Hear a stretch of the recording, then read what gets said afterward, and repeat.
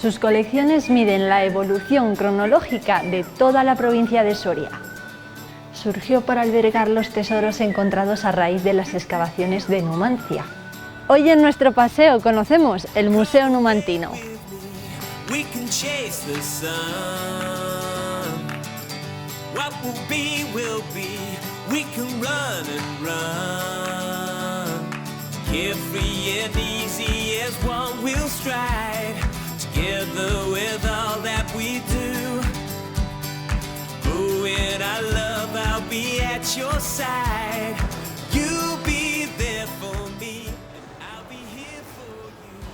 Esperándonos en el museo más emblemático de Soria está la que es su directora actual, Marian. Marian, ¿qué tal estás? Hola, buenos días. Bueno, muchas gracias por recibirnos en el Museo Numantino. A vosotros por prestarnos atención. Bueno, cuéntanos antes de nada dónde estamos para que quien quiera venir al museo pueda hacerlo y cómo es este edificio. Sí. Interesante pregunta, porque la historia del museo y su creación legal y su construcción es tan interesante como las propias colecciones que conserva. Es importante porque, como es sabido, se crea para albergar las colecciones que se están recuperando en ese momento en las excavaciones de Numancia y se construye gracias al mecenazgo extraordinariamente generoso de Benito Aceña, de Ramón Benito Aceña. El arquitecto Aníbal Álvarez dotó a la ciudad de un edificio singular que le da también valor arquitectónico a la ciudad, haciendo un edificio que evoca de algún modo toda la arqueología romana y un pasado romano de una manera muy sutil. Está perfectamente situado en el centro de la ciudad, efectivamente, lo cual bueno, lo ha integrado perfectamente en el corazón de la ciudad de Soria, ¿no? Quiero decir que es el museo provincial, no es solo el museo de la ciudad de Soria. Claro, porque alberga restos de toda la provincia, porque ¿no? Comenzando siendo el Museo Numantino con exclusividad, a lo largo de su historia ha ido adaptándose a nuevos requerimientos sociales y se constituyó ya en el Museo Provincial. 18 de septiembre de 1919, eso significa que este año estamos de cumpleaños, sí, efectivamente, ¿no? una fecha emotiva y por otro lado también de gran importancia a un nivel intelectual, ¿no? Por la aportación del museo a la ciudad en lo que es investigación y conocimiento del pasado y desde luego la emoción de saber que ha sobrevivido 100 años, porque además no solamente ha sobrevivido, sino que se ha enriquecido y ha crecido con el tiempo, porque el museo tiene una vocación de pervivencia, porque está obligado a conservar los bienes del pasado para el futuro. Nada más entrar a las instalaciones, ¿qué es lo que tenemos? El museo, al tener una base fundamentalmente arqueológica respecto a la procedencia de sus piezas, aunque también tiene una colección paleontológica, una colección etnográfica de gran interés y algo menor en arte y escultura, muy pequeña, pero también bueno, pues interesante en su medida, decía que al ser de narración eminentemente arqueológica, tiene un hiato cronológico, es decir, empezamos desde los yacimientos más antiguos documentados en la provincia de Soria, que son Torralba y Ambrona, y concluiremos en la Edad Media. Centrándonos ya en esos yacimientos de Torralba y de Ambrona, ¿de qué antigüedad estaríamos hablando y qué restos tenemos? Sí. Bueno, decir, antes que nada, y perdóname, antes de responder a tu pregunta, que son dos de los yacimientos más importantes para el conocimiento del Paleolítico europeo. Ambrona se sitúa entre hace 400.000 y 350.000 años y Torralba entre 230 y 170.000 años. Son cifras de vértigo, evidentemente, y que hablan de los principios de la humanidad en Europa, ¿no? Corresponden al Paleolítico Medio y finales del Paleolítico Inferior, y bueno, se caracteriza porque es un yacimiento donde se han documentado un paisaje y una fauna bueno, pues muy peculiares. Y respecto a los restos humanos que hemos encontrado, no óseos procedentes del hombre, pero sí hemos encontrado huellas suyas en los utensilios que utilizaron de sílex, ¿no? Que pese a que podrían parecer aparentemente muy iguales y otros podrían parecernos desechos, son de una gran riqueza tecnológica por la dificultad de hacer bifaces y por otro lado por la variedad de tipos. Hay objetos que sirven para cortar, cazar, tronchar, para raer las pieles, etcétera, ¿no? Y es una industria realmente interesante.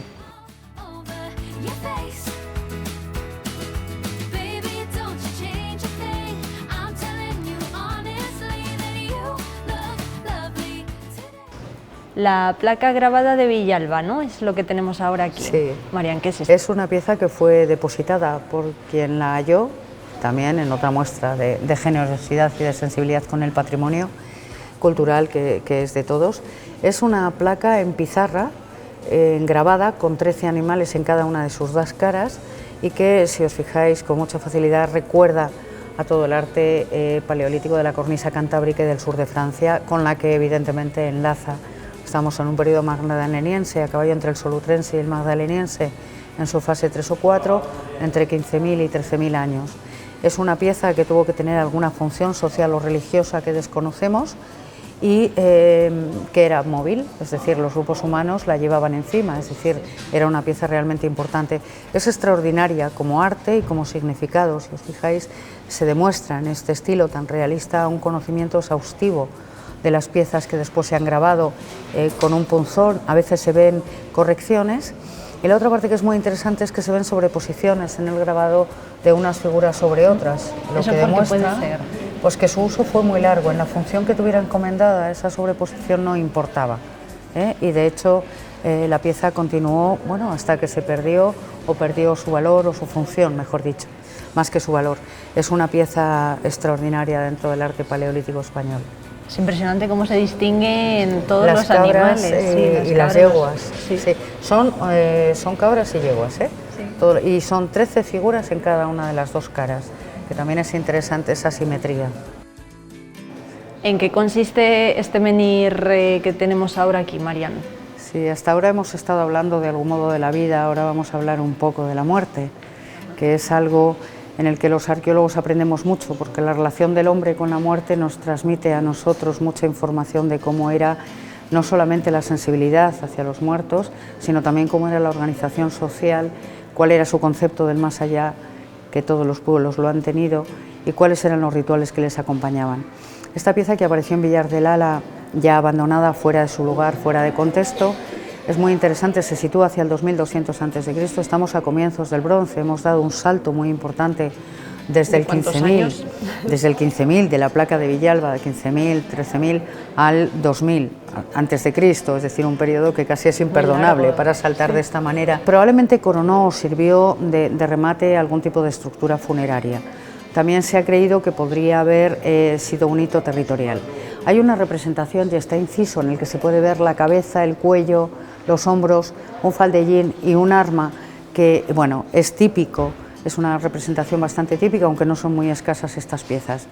Con respecto al tema de los enterramientos, yo no sé si en los alrededores de donde se encontró este menhir se han encontrado más restos. No, porque esta pieza se encontró formada como una pasarela en un río, en un riachuelo, con lo cual estaba lejos y fuera de su contexto, pero sí conocemos estructuras funerarias de neolítico y que después fueron utilizadas en el periodo campaniforme también. La muerte se hace muy compleja durante el neolítico, todo el ritual mortuorio. En la del bronce los enterramientos son individuales y en fosa, y se sigue con inhumaciones. Este sí efectivamente fue un hito que marcara una estructura funeraria, debió ser una estructura de enterramientos colectivos.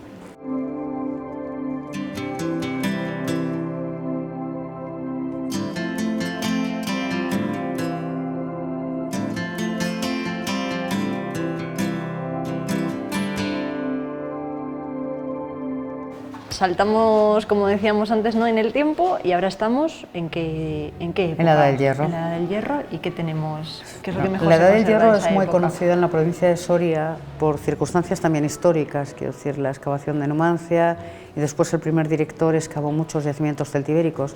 Hay que considerar que la cultura celtibérica ocupa y cubre toda la Edad del Hierro. Por determinados influjos e incluso oleadas de pueblos de Centro Europa, que luego se llaman celtas, que es un término bastante confuso de utilizar y que se utiliza de una manera excesivamente abusiva, pero es cierto que poseen unos rasgos comunes. Esas poblaciones y esas oleadas que vienen del centro de Europa entran en contacto con las poblaciones del bronce final. ¿En qué notamos esos influjos de esas poblaciones? Primero, en la incineración. Ya no se utilizará la inhumación, sino la incineración. Este es un cambio muy trascendente en la mentalidad de los pueblos, porque implica también una consideración aún más abstracta del mundo del más allá y de la propia muerte. Ya para llegar a donde quiera que se llegue una vez muerto, no hace falta los restos del cuerpo, sino que con esa abstracción y con una especie de espíritu se consigue ese acceso. Esto configura unas necrópolis de incineración muy interesantes en las que ya aparecen las tumbas más o menos ordenadas, donde los huesos se depositan en urnas cerámicas, que hay algunas expuestas en el museo, o directamente sobre el suelo junto con las piezas que fueron más interesantes o más importantes para la vida de los difuntos. La fase más antigua de la Edad del Hierro está documentada en la serranía norte, que son los castros. ¿Dónde estaban estos castros? Estos castros están, bueno, pues el Rollo, Zarranzano, que está en Cubo de la Solana, los hay en Langosto, Hinojosa, y los hay desde luego en toda la zona de la Sierra de Oncala, muy conocidos gracias a Eduardo Alfaro, es decir, desde San Pedro Manrique a todos los lugares, casi todos los pueblos de la zona de Oncala tienen un castro. En cuanto a los restos que de esa época nos quedan aquí, que podemos encontrar. Tenemos estas cerámicas, ¿no?, que vemos que son muy distintas a lo que hemos visto hasta ahora de la Edad del Bronce, con unas características muy específicas y que implican, bueno, pues hay que pensar que la cerámica es el lugar donde se almacena el grano, los líquidos, donde se come y donde se cocina, es decir, donde se transforman los alimentos. Todo. Claro. Como nosotros actualmente la vajilla, tampoco hay tantas diferencias, ¿no? Entonces, aquí hay una serie de cerámicas que proceden del caso del Zarranzano. Allí tenemos un biberón muy interesante, consideramos que es un biberón hecho a mano, toda esta cerámica está hecha a mano, con incrustaciones de bronce y un cierto aspecto zoomorfo, en fin, cerámicas que tienen unos rasgos muy peculiares y que, como digo, están hechos a mano.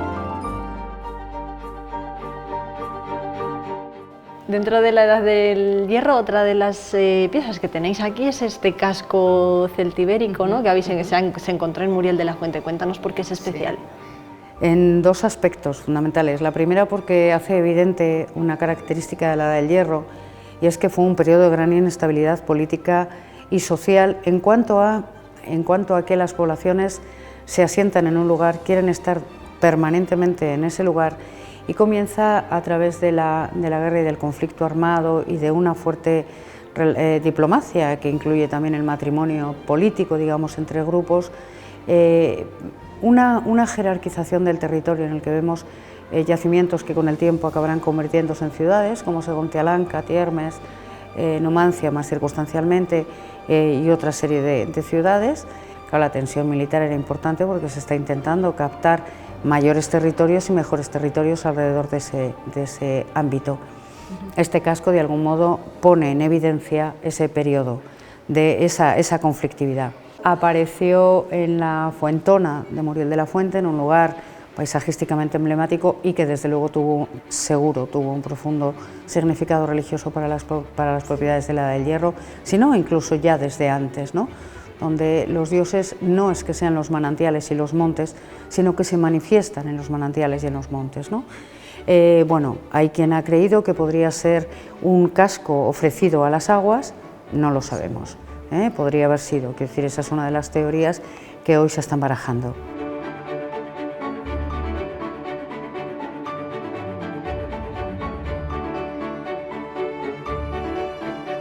De los siglos II al I a.C. no es esta vasija que tenemos aquí ahora. Cuéntanos por qué es especial. Bueno, hemos hecho otro salto, ¿no? Sí, hemos hecho otro salto en el tiempo y hemos hecho un salto muy importante en el desarrollo de las culturas.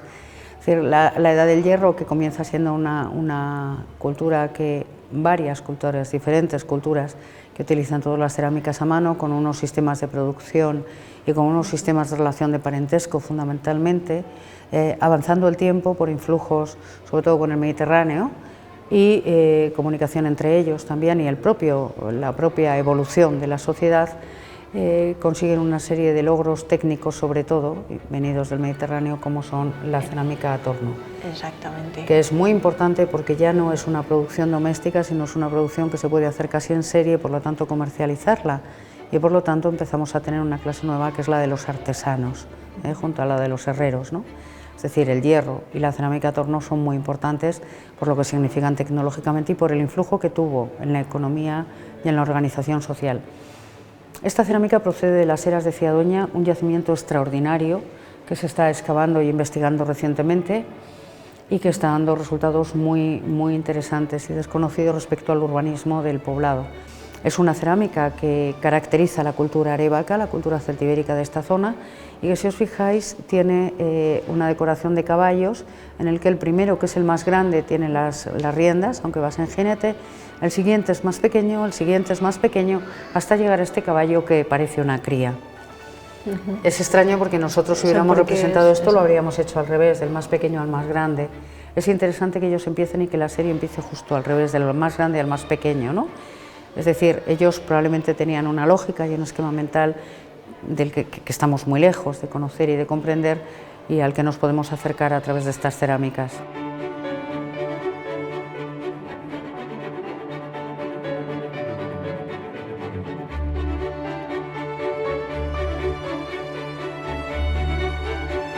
Numancia. Parece que este nombre, ¿no?, significa hablar de lo que ha sido la historia antigua para Soria, ¿no, Marian? Bueno, significa historia y mito. Sí.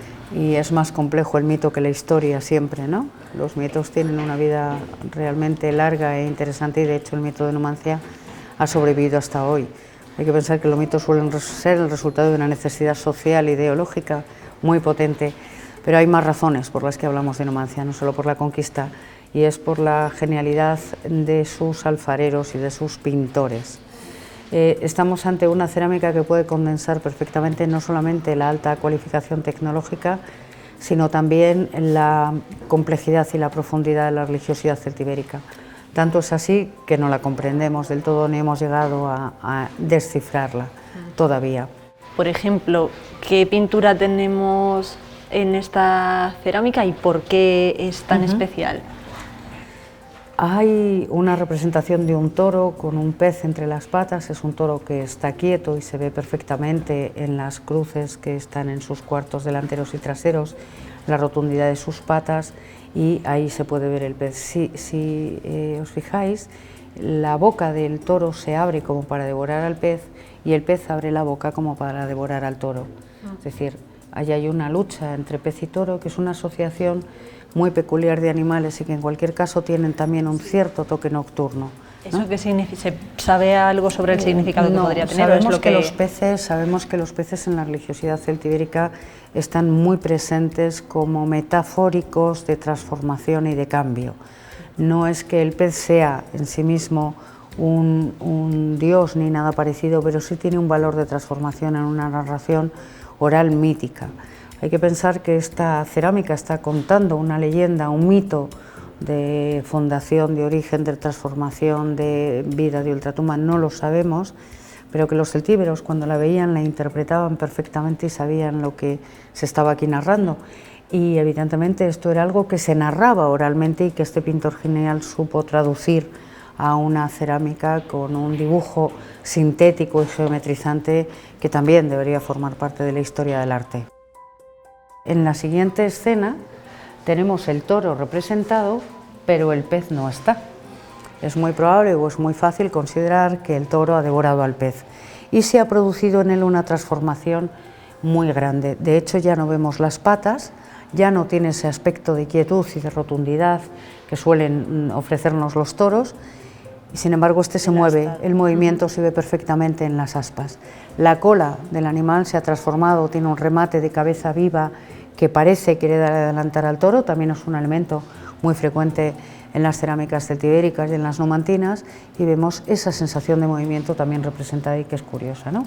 Es decir, el toro ha devorado el pez, el toro se ha transformado en, no lo sabemos, pero hay una transformación. ¿Por qué eran tan especiales estos artesanos y estos artistas de la cerámica? En el caso de Numancia siempre sostengo que, además de la, como decía antes, de la alta cualificación tecnológica del horno, del modelado, de la selección y de la depuración de arcillas, hubo un pintor genial. Estoy convencida de que efectivamente en este pintor se dio una genialidad extraordinaria, lo que hoy consideraríamos un genio. Claro, pero no se sabe nada. No, además en su caso el arte como tal probablemente no existiera como lo concebimos hoy, pero eso no significa que no reconocieran un trabajo bien hecho y se admiraran de la capacidad artesana, ¿no? Y evidentemente la genialidad comienza en ser capaz de traducir una narración oral que era muy compleja, porque era muy metafórica, muy adjetivada, a esta decoración, ¿no? O sea, ser capaz de sintetizar y luego ser capaz de dibujar los toros de un modo que también demuestran que es una abstracción y una construcción cultural de abstracción geométrica muy peculiar de estos pueblos. Qué interesante, María. La verdad es que esta sala daría para pasarse aquí un día Bueno, entero. todo el museo daría para pasarse mucho tiempo. De hecho, el museo no hay que visitarlo todo de una vez.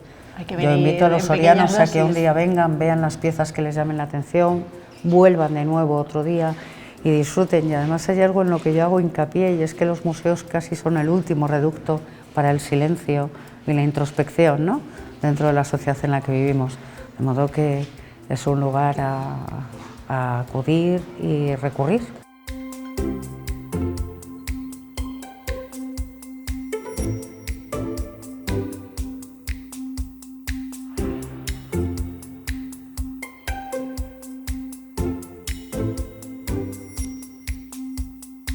Numancia tiene, por supuesto, un protagonismo clave, ¿no?, en la historia de Soria, pero llegan los romanos, ¿no? Sí. ¿Qué pasa cuando llega Roma? Cuando Roma conquista la provincia y todo el territorio de la Celtiberia, sobre todo la Celtiberia que a nosotros nos afecta, que es la Arevaca y la Pelendona, Numancia efectivamente es conquistada en el 133, como todo el mundo sabe, por un durísimo asedio, Tiermes en el 97 a.C., y ya toda esta zona se considera romanizada o vencida militarmente. Comienza entonces un proceso muy inteligente de Roma, en el que no prohíbe las costumbres ni las religiones, ni impone la lengua, pero lentamente el derecho romano, la nueva organización política romana, la lengua romana va ganando terreno, de modo que podemos decir que la cultura celtibérica no acaba abruptamente, sino disuelta dentro de la cultura romana. De la conquista todavía se habla, son bilingües. El proceso de romanización es muy interesante. Convivían las dos culturas, hubo una época... Sí, de algún modo sí, que... comienzan además una mezcla, una simbiosis, por la cual hay rasgos de la cultura romana que no se contaminan, pero sí reciben influjos de lo precedente y al revés, sobre todo al revés. ¿Y qué elementos nos quedan de...? Quedan muchos y muy romana? Interesantes, aparte de los restos de Uxamar Gaela, los restos de Tiermes, lo que se ve hoy en día de Numancia, que es romano, el acueducto de Ucero, por ejemplo, que va al lado de todo el río y que es una obra de ingeniería magnífica, como la de Tiermes. Uno de los hallazgos que me has comentado antes, que nos vas a enseñar, es una figura, ¿no?, de Saturno. Sí, es una figura de Saturno. A la vez que las ciudades se consolidan como mercados que organizan todo el territorio político, surgen las vilas, lo que denominamos las vilae, que son grandes casas de nobles, aunque esta palabra no era la que ellos utilizaban, que vivían allí, que tenían unas grandes superficies de terreno, desde donde obtenían grandes beneficios a través del ganado, la agricultura, la madera, otra serie de cuestiones y de otra serie de recolecciones, ¿no? Estos señores luego desarrollaban en las ciudades un poder político importante. Entonces, esas villas romanas, conocemos también algunas, realmente muy interesantes, la de Cuevas de Soria, que todos conocemos, la de la Villa de la Dehesa, que está cubierta y que es visitable, pero tenemos también Río Seco, Santervás, que las conocemos por las excavaciones de Teógenes Ortego, y de las cuales Río Seco, bueno, las dos fueron villas particularmente ricas y particularmente nobles dentro del área de Uxamar Gaela.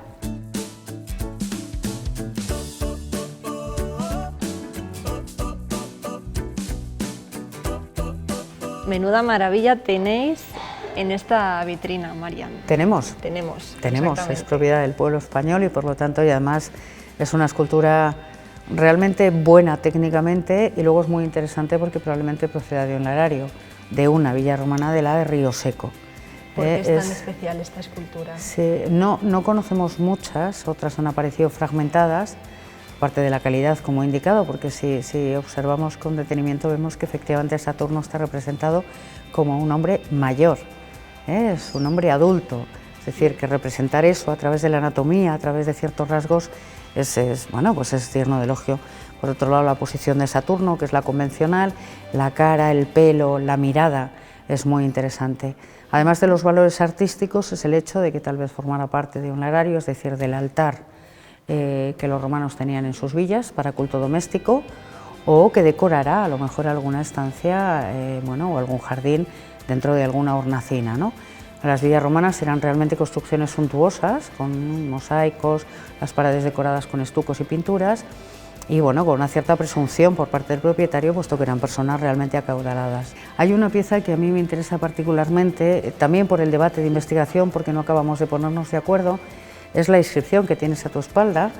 Es una inscripción que hace referencia a la fundación de una iglesia, pero en una fecha tan temprana como el siglo IV, siglo V, es decir, estamos hablando de la consolidación del cristianismo en la provincia de Soria en fecha tan temprana, cuando todavía los monasterios no estaban tan normalizados ni marcados en su comportamiento y en su constitución como lo estuvieron después. Es la primera referencia que nos consta a una iglesia que debió hacer una mujer y su marido, que estuvieron casados 30 años, según se puede leer, tuvieron varios hijos y en un momento dado decidieron construir esa iglesia que tal vez fuera el origen de un monasterio. ¿Cómo se podría continuar esta visita? Nos queda la Edad Media, la interesante Edad Media en Soria, últimamente más olvidada quizá, pero en fin, no hay más que mirar nuestra geografía salpicada de castillos y atalayas, no hay más que pensar en el origen de los pueblos, que es todo medieval y que procede de ese periodo de la conquista, de la lucha entre los árabes y los cristianos en esta zona. Y pues la Edad Media está contada en un marco absolutamente incomparable, que es San Juan de Duero, sección medieval del Museo Numantino. Pues Marian, muchísimas gracias. Nos quedará pendiente entonces ir a los arcos de San Juan de Duero. Por supuesto. Muchísimas gracias por abrirnos las puertas de este a museo de todos los sorianos. Atención. Gracias. Gracias. Un museo que lleva 100 años custodiando el patrimonio de todos los sorianos y que ojalá lo siga haciendo otros 100 años más.